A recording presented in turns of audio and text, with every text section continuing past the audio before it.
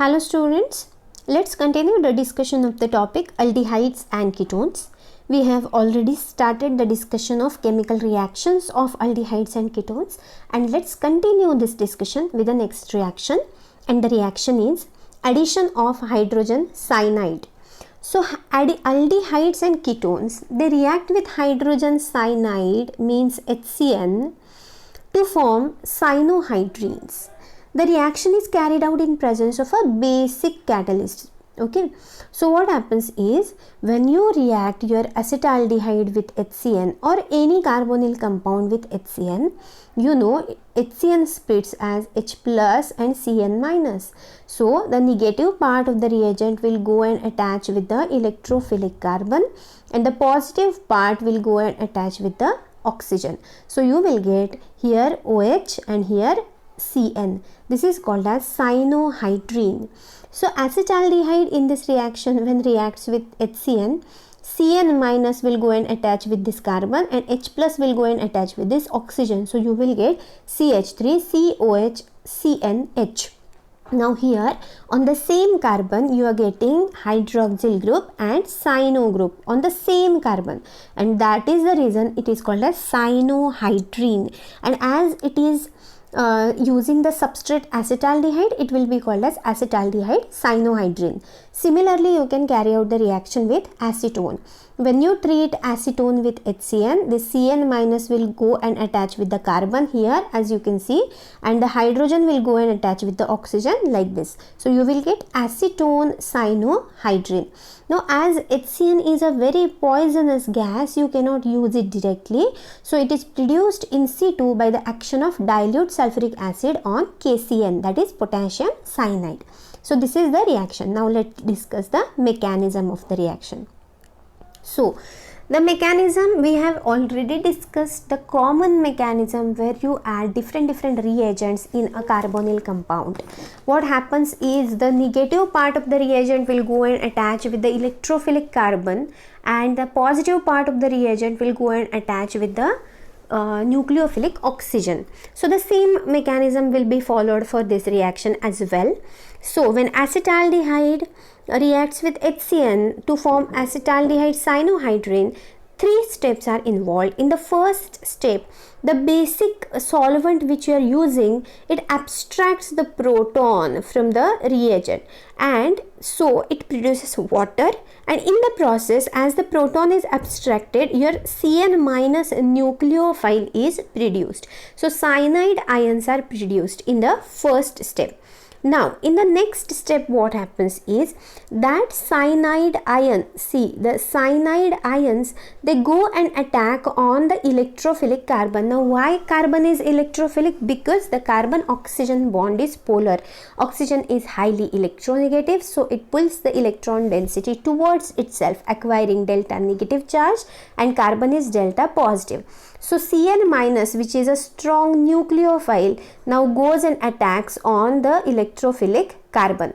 Now when the Cn minus attacks on the carbon, it forms a bond with carbon. So now carbon doesn't need this double bond, so that double bond will break and the electrons will be transferred to oxygen. So oxygen becomes negative. This ion is called as enolate ion. So formation of enolate ion is the second step. As we have seen, in the first step we have formed cyanide ion, which is our nucleophile. In the second step, enolate ion is formed and Cn minus has been attached to the carbon.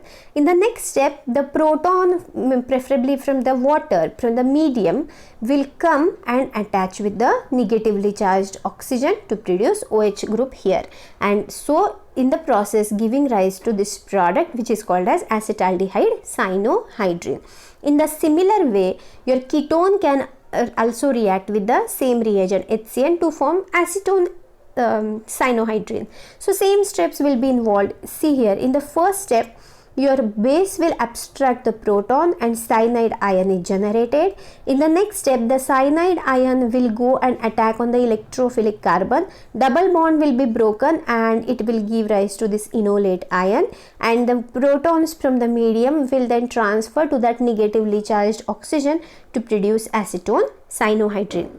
Now, like other nitriles, these compounds, cyanohydrins, can be hydrolyzed to give alpha hydroxy carboxylic acids. For example, you can see here, this is the structure of acetaldehyde cyanohydrin, right? CH3, CHOH, CN. Now, when you hydrolyze it, always remember CN group converts to COOH.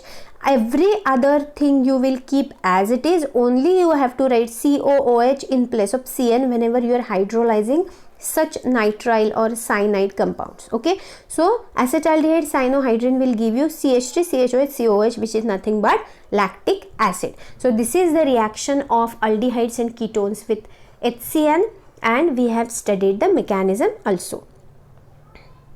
Now moving further, we will study the reaction of aldehydes and ketones with Grignard's reagent. Now this is again a very important reaction from industrial point of view. So what happens when aldehydes and ketones react with Grignard's reagent? They give addition product which can be hydrolyzed with dilute acids to yield an alcohols. Now alcohols are produced when aldehydes and ketones react with Grignard's reagent. You need to remember this. Alcohols are produced. Now different types of alcohols can be produced when you use different substrates. We will see it later on. First we understand what is the reaction. So what happens? See here, this is a carbonyl compound. CO is the group, C is partially positive, O is partially negative. You know this now. Now this is your Grignard's reagent, RMgX. It always splits at R minus MgX plus. So you know, negative part will go and attach with the carbon and positive part will go and attach to the oxygen. So you will get R attached here with the carbon and MgX attached here with the oxygen. Okay, so this is unstable product which undergoes hydrolysis, okay, in presence of dilute acids. So when it undergoes hydrolysis, this MgX will be removed as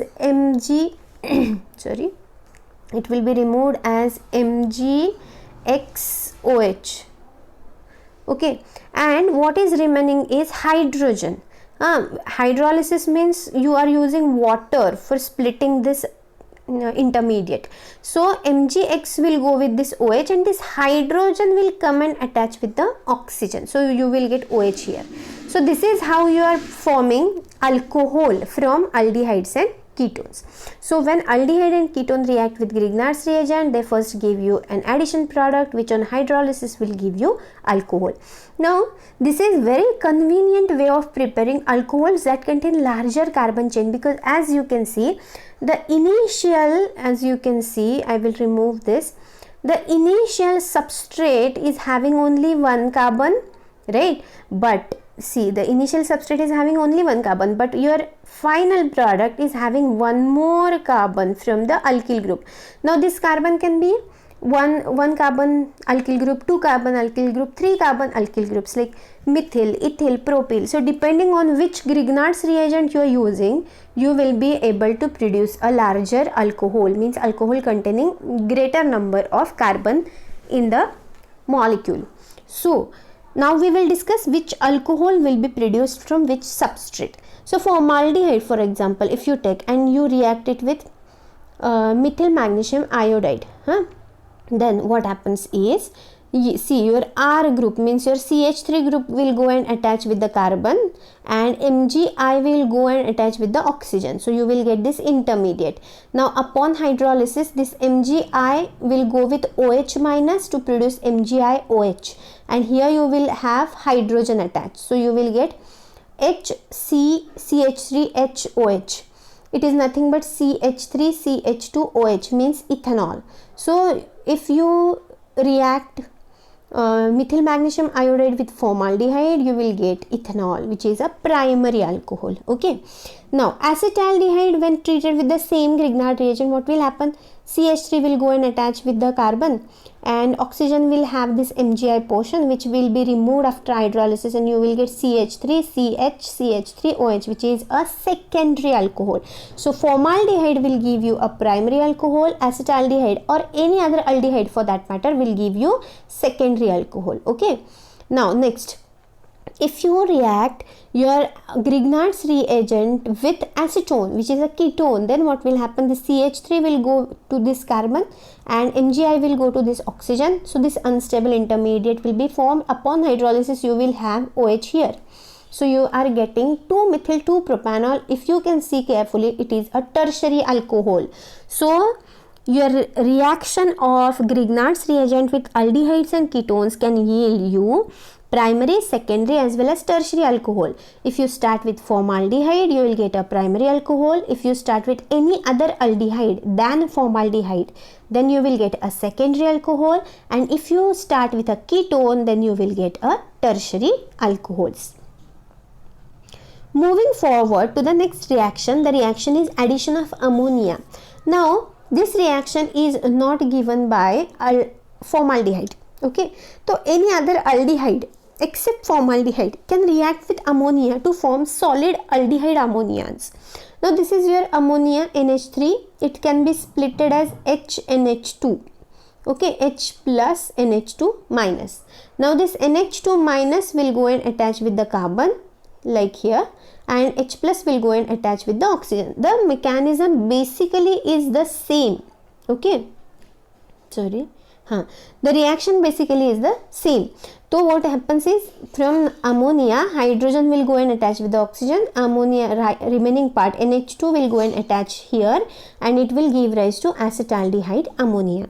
The acetaldehyde ammonias, when heated with dilute acids, they regenerate the aldehydes, and thus the formation and decomposition of these aldehyde ammonias are used for purification of aldehydes. Now formaldehyde and ketones, they do not form addition products with ammonia, but instead they form condensation products. As you can see here, we have taken 2 molecules of acetone, and when they are reacting with ammonia, 1 mole of ammonia, instead of producing acetone ammonia like this, acetaldehyde ammonia, it is not producing acetone ammonia, it is producing diacetone amine, means 2 molecules of acetone are combining together. You can see here, I will show you. This is the 1 molecule of acetone, this is another molecule of acetone. Now you can see in this, from this molecule only hydrogen is removed, and that can be used to form a bond here. Okay,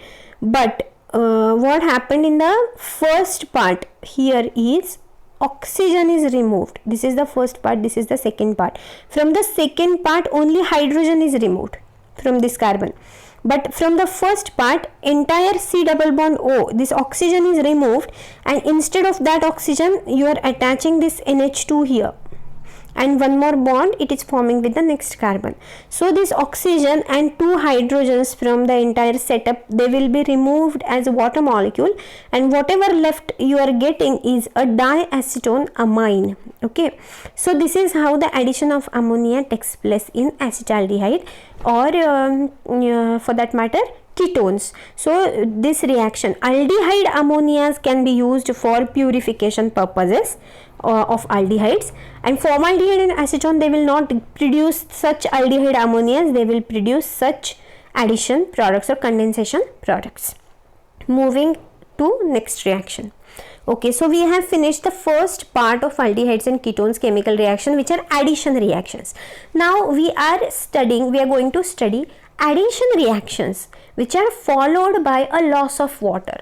So whatever we have studied so far, we are taking it a level further. Now we will study the addition reactions and which are followed by loss of water molecules. So first reaction from that series is addition of alcohols. Now this reaction is very important, so pay attention. As aldehyde, any aldehyde for that matter, when treated with alcohol, what happens is alcohol splits as H plus and OR minus, means alkoxy group and proton. Now this OR minus will go and attach with the carbon as we have studied, and H plus will go and attach with the oxygen. So what you will get is a product, addition product like this, where OR is attached to carbon and hydrogen is attached to oxygen. It is called as hemiacetal. Now this hemiacetal again reacts with 1 more molecule of alcohol, same alcohol which you are using as a reagent. So it reacts with the reagent one more time, and what happens, this hydrogen from the oxygen is replaced by this alkyl group R dash.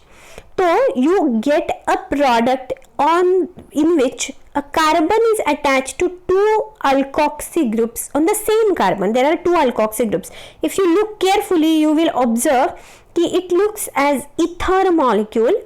Actually, diether molecule means what? See the molecule like this, RO, and this is entire R. ROR is ether. Okay, now see the same molecule from this side, RO, and this is R.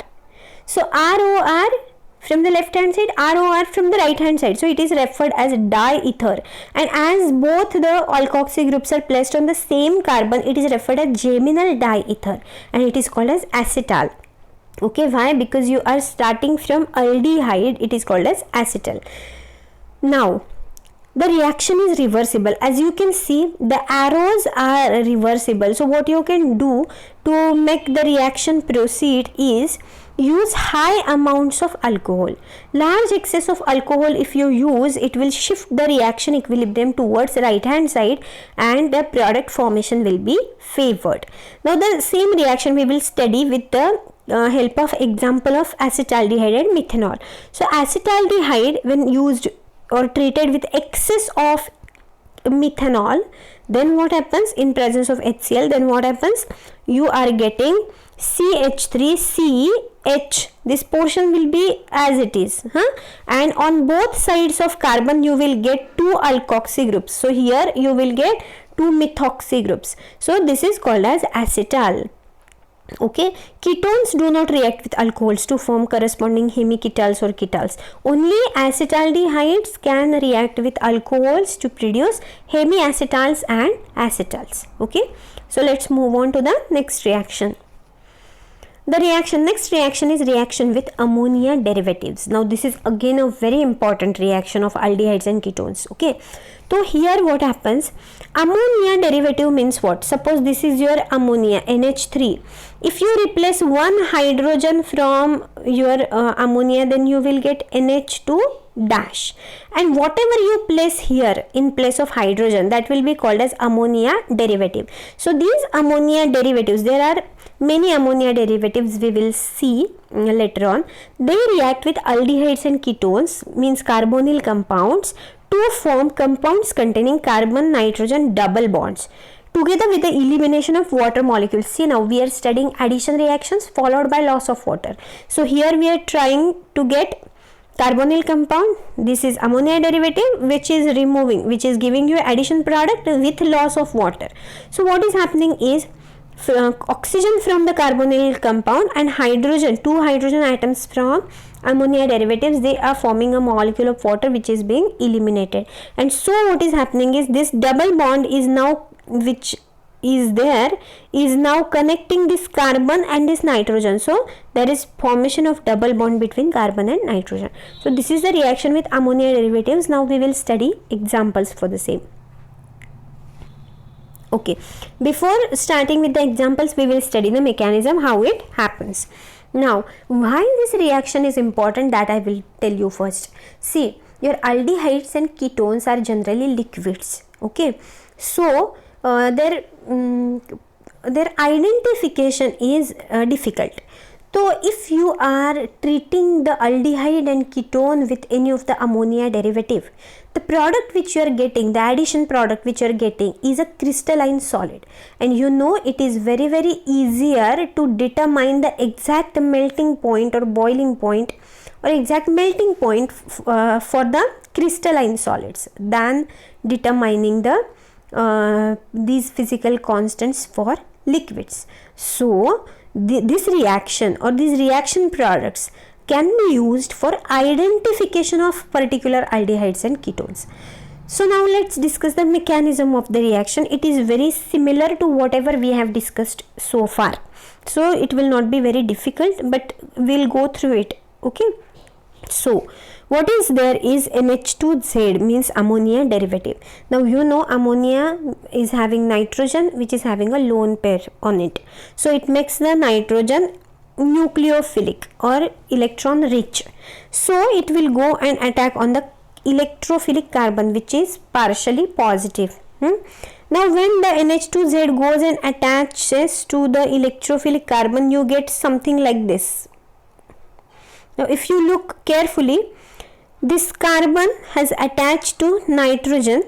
It is having two hydrogens, and instead of Z they have taken OH. Okay. Now what happens is, the proton from this NH2OH is abstracted by this oxygen which is rich in electrons, because whenever you are forming a new bond with this carbon and this nitrogen, this double bond has been broken and the electrons have been shifted to oxygen, making it negative. So as soon as this negatively charged oxygen sees this proton, which is literally far apart from the carbon, it abstracts the proton from it, leaving behind these two electrons. These two electrons are then taken up by the nitrogen. Okay. Now what happens? This proton transfer will lead to formation of the structure like this, where this oxygen is now converted to OH, and this nitrogen, which was positive electron deficient because of the formation of 4 bonds, is now stable, but still the entire structure is unstable. Okay. Now this product immediately loses a molecule of water to give the final product. Now how it will lose the molecule of water? This proton will again leaving behind these two electrons, and these two electrons will be taken up by the carbon, and it will form a double bond between carbon and nitrogen. Now what happens? As carbon is now satisfied with 4 valencies, it now does not need this bond. So this bond will be broken and electrons will be taken up by OH to form OH minus. So this H plus and this OH minus will form a molecule of water, and what you will get is this addition product. Okay. So this is how the addition of ammonia derivatives with aldehydes and ketones is done. Okay. I hope it is clear. I will take you through it one more time. What we have done is, NH2Z is ammonia derivative. We are using OH instead of Z here. The lone pair makes the nitrogen nucleophilic, which goes and attaches to this carbon NH2OH. Now due to formation of this new bond, the double bond here broken and oxygen is negative.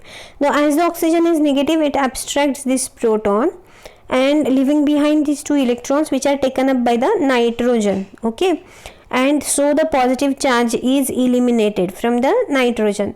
Now what happens is, there is immediate loss of water molecule. How the water molecule is lost? This proton is removed as H plus and this OH minus is removed, and here is a formation of double bond between carbon and nitrogen. So this is the addition product, and there is formation of water molecule. Now the ammonia derivatives which react in this way are hydroxylamine, hydrazine, phenylhydrazine, 2,4-dinitrophenylhydrazine and semicarbazide. So we will study the reactions one by one. The first reaction is reaction with hydroxylamine. Now aldehydes and ketones react with hydroxylamine to form oximes. Now you need to remember the structure of this hydroxylamine. It is very simple. Hydroxy group is OH, amine group is NH2. So you just write NH2OH, it is hydroxylamine, and you write it in such a way that this hydrogen should face with the oxygen, so it becomes easier for you to remove this water molecule and just connect whatever is remaining. So what happens is, this O and H2 is removed and this double bond will connect directly to the nitrogen.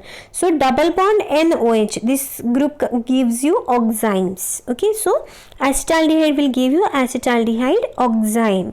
Similarly, acetone, CH3 twice C double bond O, and hydroxylamine NH2OH, this water molecule will be removed and here you will get C double bond NOH, acetone oxime. So depending on which substrate you are starting, you will end up having the product either acetaldehyde oxime or acetone oxime.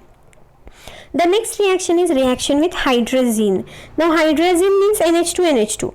Okay, so you write it in such a way that the hydrogens will be facing towards the oxygen. So if you are treating it with acetaldehyde, this hydrazine and acetaldehyde will react together. This water molecule will be removed, and just connect these two. So you will get CH3 CH double bond NH2. Now this is called as hydrazone. So you will get acetaldehyde hydrazone. So hydrazine will give you hydrazone. Hydroxyl amine will give you oximes. Okay. Similarly, acetone will give you acetone hydrazone. The next reaction is with phenylhydrazine. Now it is again very simple. Hydrazine, you know, NH2, NH2. If one of the hydrogens of this nitrogen are replaced by phenyl group, okay, then you are getting phenylhydrazine. And it when reacts with aldehydes or ketones, upon loss of water, it will give you phenylhydrazone. So hydrazine gives you hydrazone and phenylhydrazine gives you phenylhydrazone. It is very simple. Just you have to study it logically. How the hydrazine is written you see, then how it is converted to phenylhydrazine that you see. Similarly, this phenylhydrazine can be reacted with acetone to give you acetone phenylhydrazone. Similar reaction, nothing difficult in it. The next reaction is reaction with 2,4-dinitrophenylhydrazine. Again the same thing. Phenylhydrazine is the parent. So here phenylhydrazine NH2 NH and phenyl ring, and then you are having 2,4-dinitro. So this is the first position, this is second, third, fourth. So at second and fourth position you are having nitro groups. So it is called as 2,4-dinitro phenylhydrazine.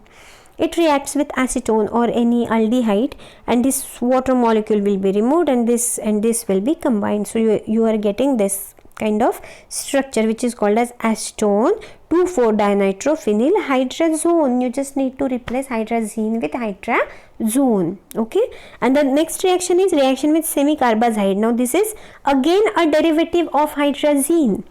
You see here, this is hydrazine, NH2 NH2, just one hydrogen is replaced by CONH2, means amide group, right? So it is called as semicarbazide. Okay, again oxygen and hydrogen will be removed as water, and you just need to connect this carbon and this nitrogen with a double bond, and you will get semicarbazide will give you semicarbazone. Okay, so this is very simple, the reactions of aldehydes and ketones with ammonia derivatives, but these reactions are very important. Okay, so I think this is enough for the this lecture.